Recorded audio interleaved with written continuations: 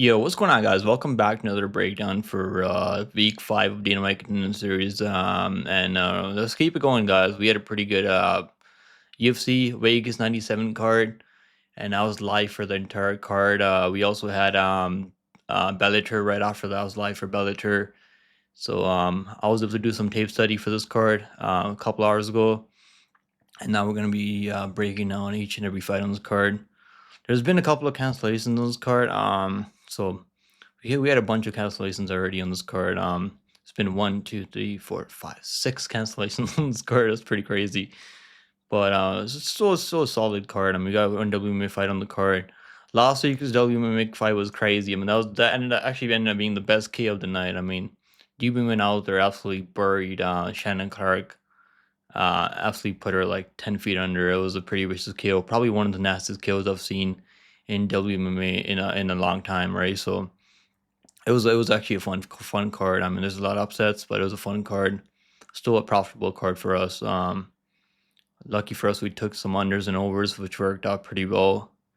The only losing bets that I had was Shannon Clark by submission sprinkle, but me being an under 2.5 rounds still profited on that fight. So also had Austin by submission, which cast. I mean, had the over in the Jung fight, had the under in the Curry fight. I mean, that ended up going over. It ended up going the distance.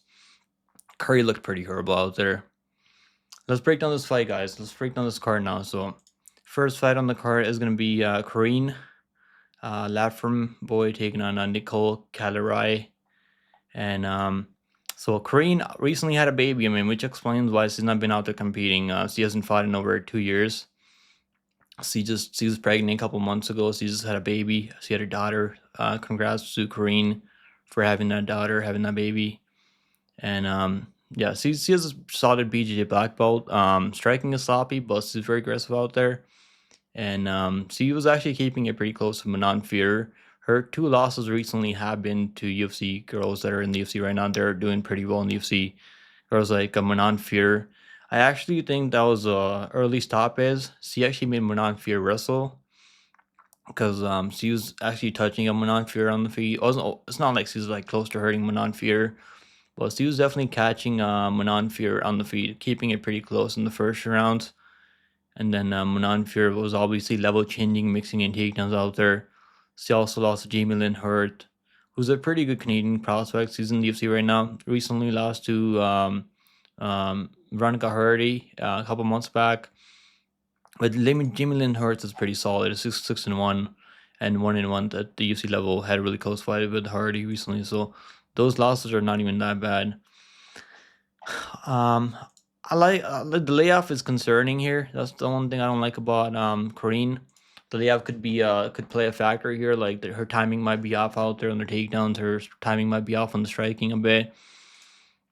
But I like that she's out there, fought the way better opposition out there. I mean, and Nicolle, her striking is okay, but she just the physicality. She has trouble with physicality out there. I've seen her get taken on way too easy by it was Hansen, yeah, Kay Hansen. She got taken on with like some of the worst takedown attempts I've seen. Like Kay Hansen was getting like a single leg and she took her down. I mean, this girl didn't show any balance out there. I'm gonna go with Corinne. I think Corinne's gonna get this one done. Does she get a submission? I'm gonna say she gets a submission out there. I think Corinne can get a submission out there. The layoff is concerning, but she's training at a pretty good team with some good fighters over there. A Brazilian top team in Canada. And I think she can get this one done. It's actually not a bad matchup for her. She's gonna be a lot older than Nicolle. 7 years age difference. I mean, it doesn't really matter much in WMA. I've noticed. I was actually expecting Corinne to be the underdog here, but I mean, Tapalzi has 77% for Caliari. But I'm gonna go Corinne. I think she's a better fighter. She's more physical out there. I also like her grappling more. Her takedowns are better. She's also got the better gas tank. The striking is really sloppy though, so they might Nicolle might have some success with her kicks if she can keep it on the feet. But yeah, I'm gonna go with Corinne by submission, maybe by decision. I mean, I might go to this, and they're both pretty tough. And but I think she can get a submission, maybe like armbar or something like that. Corinne right now is minus 115. The odds are pretty close. I mean, the 2-year layoff is probably why I'm gonna stay away from betting her, unless he's like plus money soon. The 2-year off. Also, she had a baby recently. I mean, that's not really the best sign if you're trying to compete in MMA. I mean, the last time I bet on a girl like that was Jermaine Duran me over Demond, and at least he was plus money. She was like plus 160 there, and she looked she didn't really have her timing out there, so you couldn't really defend takedowns out there. Different matchup, I mean, obviously, but the layoff and the having a baby recently could play a factor. But I'm still gonna pick Rainey. I think she looked better in her fights recently than Nicolle. Next fight on the card, we got Otar Tanzilov taking on Josias Musasa. From Musasa's is one of Kamaru Usman's guys. I mean, so he trains. I guess he's been fighting at I think Kamaru Usman probably runs that promotion, or he has something to do with that promotion. African Knockout, AKO. He's fought some really low level opposition out there. And he's really explosive though. Like I'll give him that. He's really explosive, but like that's probably why he's getting the title shot. Not title shot. I mean this shot on Dynamic United Series because he's one of Kamaru Usman's homeboys, or like I guess he's one of their prospects over there in Africa, in Congo. So he's fought really low level opposition. I mean he's finishing a lot of these guys really early, and he's been extremely active out there. I mean he's fought like 5 times the last year and a half. He kind of reminds me of Igor Cavalcanti. Like we didn't know what Cavalcanti was gonna look out there like in the second, third round. He looked pretty terrible out there. He didn't have a backup plan. Whereas Otar, I think he's the more complete fighter. He can wrestle. He can strike. I mean, like he's a pretty good striker. He's got nice kicks up there. He throws a lot of kicks, head kicks, body kicks, leg kicks. But if you put pressure on him, you can definitely have success in Tanzilov. But Tanzilov, I mean, he's training with Marab Nazim Sadika for this fight, so he's actually got some way better training partners for this fight. And I like his striking. I mean, I'm not that impressed with the striking though. Like, I don't think he's like a one punch KO guy. He can definitely like hurt you with one of those kicks. And I'll talk about this fight. Let's talk about this fight. Like, he was definitely down the first round. He's losing that fight. Then he landed like a nice left hook on Denise, and it didn't really rock Denise. I mean, he just kind of like he landed that clean left hook, and it was like the referee stopped that fight. That was one of the worst stoppages I've ever seen in my life. It was absolutely like you can tell they're really trying to find the referee was looking for a way to just stop the fight so they can get Tangela will win, because he was not winning that fight. He was down 2 rounds in the first rounds, and Denise was just kind of having success walking him down. And he's a pretty sizable favorite here, man. He's minus 660 here. I don't know. He's been fighting over 2 years almost. Like, obviously he's training with better opposition out there. We don't know what Musasa looks like in the second, third round, because normally he's finishing a lot of these guys really early on.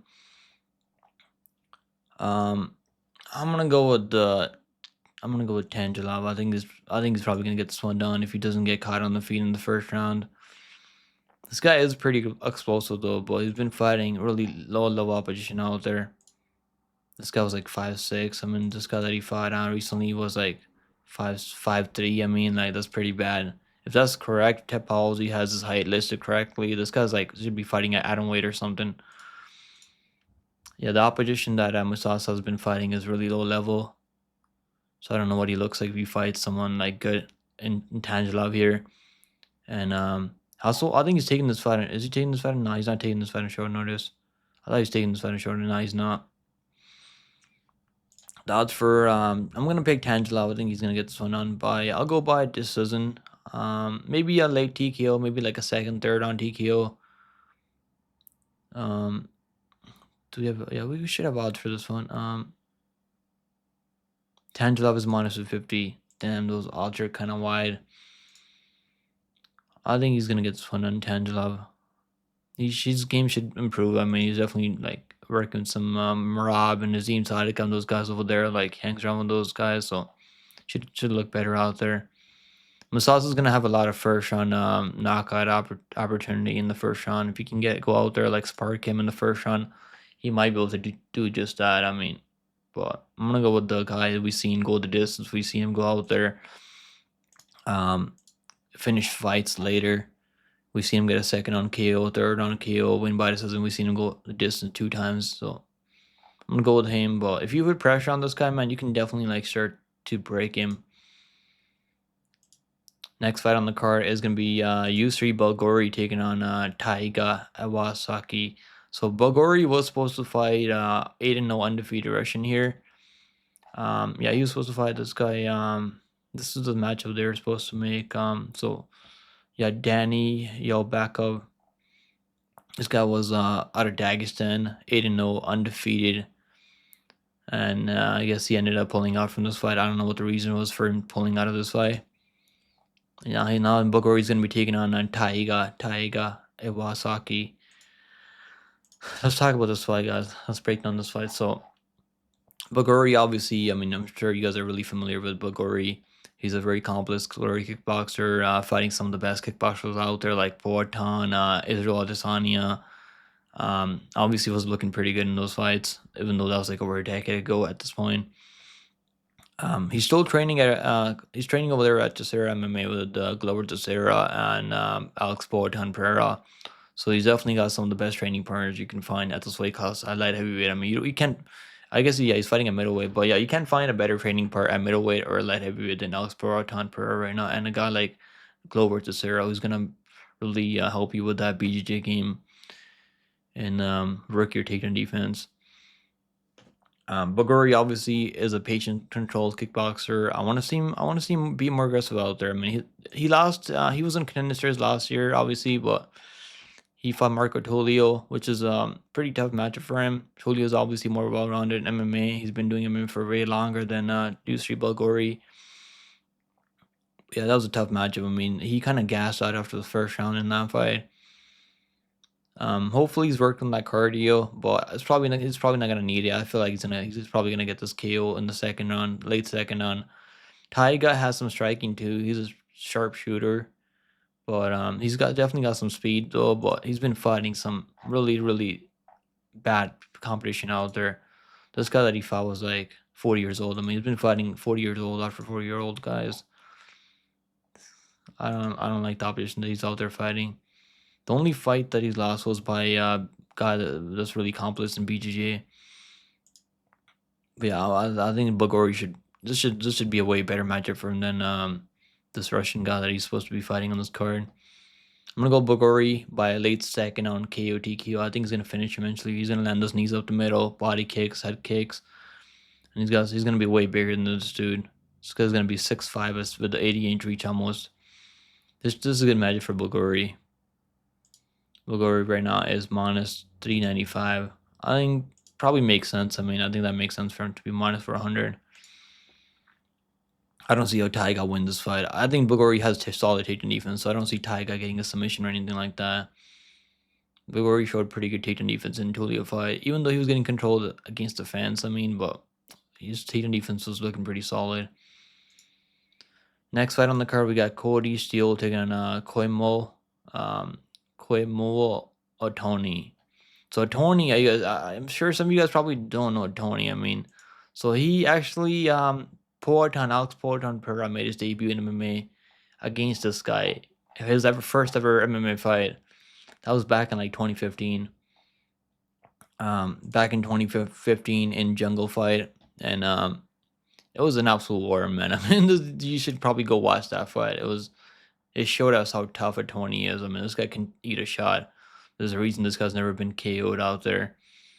He was eating some clean left hooks, right hooks from Pereira, and that's aged pretty well for him. I mean, getting them in over Poatan, even though it was like Poatan's first ever MMA fight. I'm sure if they ran that back right now, Poatan would probably lay him out clean in the first like minute. Yeah, he's taken a couple of losses. I mean, hasn't fought in 2 years, which is not good. Obviously Kody Steele is he's gonna have the better complete game here. I think he's a better wrestler. Obviously, I do think he's a better wrestler. He's gonna have the better BJJ. Striking is a work in progress. I don't like his striking that much, even though he's out there knocking a lot of these guys out there.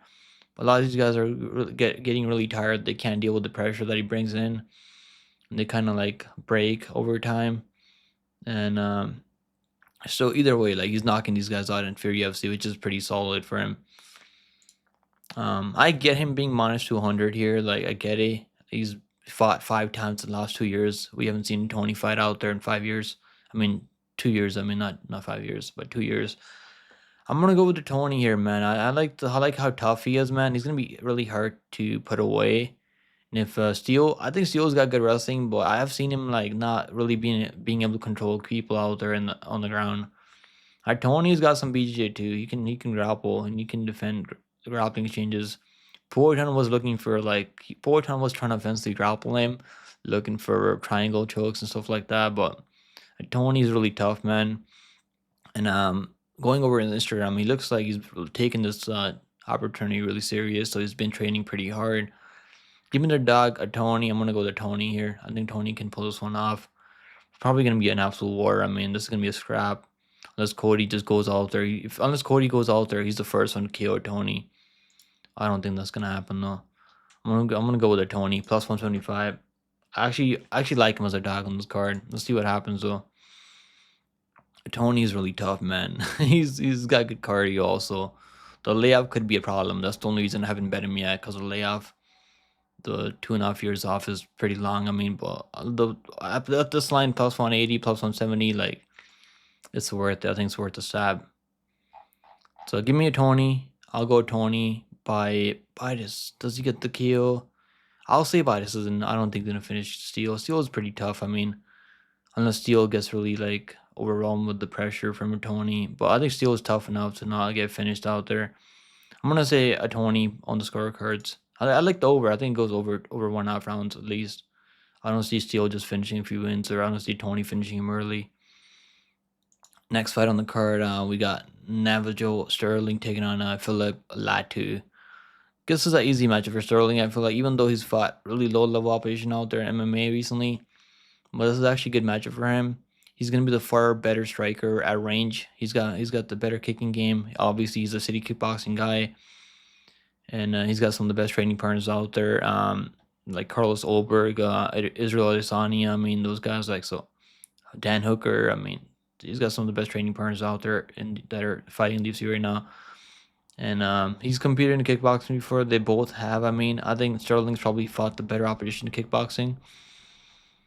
I like Sterling. I think he's more slick. I like his. I just like the. I think he's got more weapons out there. That's what I like him here. I'm gonna pick him. He's got more weapons out there. He'll throw that heap kick up the middle, leg kicks, body kicks, head kicks, knees up the middle. Like, he's got a lot of weapons out there. Whereas Latu kind of relies on his boxing alone. Latu's got some power. I mean, but I've seen him like this fight. I mean, he's just kind of getting overwhelmed on the feet by Elwood and Hines, and I'm not really that Hines. He was kind of breaking in that fight because he has a high guard up, right? He doesn't know how to block shots, or like. And I think Sterling's gonna have a field day with him here. He's gonna throw a lot of feints out there, and he's gonna keep Latu guessing to what he's gonna throw next. I'm gonna go with Sterling. I think Sterling's gonna get him out of there with a KO TKO. I'll say TKO. I think he's gonna finish him by TKO. It's gonna be a referee stoppage. Yeah, Latu doesn't really have the best technical striking. He's more of just a brawler. That's what I've seen from watching tape on this guy. And he's 33 years old. I mean, for like light heavyweight, I mean, it's not that bad, but still, this should be Sterling. This is a good matchup for Sterling, even though Sterling, like, he hasn't fought the best opposition out there. But I guess this is gonna be the best guy that he fights in MMA overall. I think he's gonna win this fight. I see Sterling landing one of those knees up the middle, breaking him with the pressure, with those a lot of strikes that he's gonna be throwing at Latu just covering up. I think the referee's gonna stop it. It's gonna be a TKO. Give me Sterling. I think Sterling's gonna get this one done. Minus 250 Sterling. Honestly, not even bad. I like him over Tanzilov. I think Sterling's he's getting this one done. Latu, I mean, he trains at Elevation Fight Team. I mean, so he's probably gonna have that cardio if it goes longer. Is he gonna wrestle? I mean, I haven't really seen him shoot a lot of takedowns out there. Give me Sterling. I think Sterling's gonna get this one done. So there you go, guys. That's my full card breakdown for this card.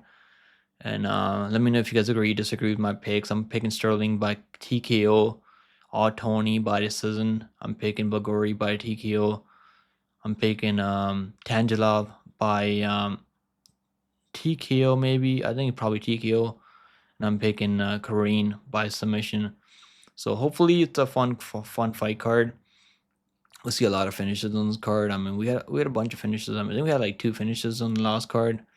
Not maybe 3 finishes. I mean, how many finishes on the last card? Maybe 3 finishes. But I think it's gonna be a fun card. I'll be live for this card, so make sure you guys come hang out with me on the live stream, and I'll see you guys there, man. Later, guys. Later. Take it easy. Bye.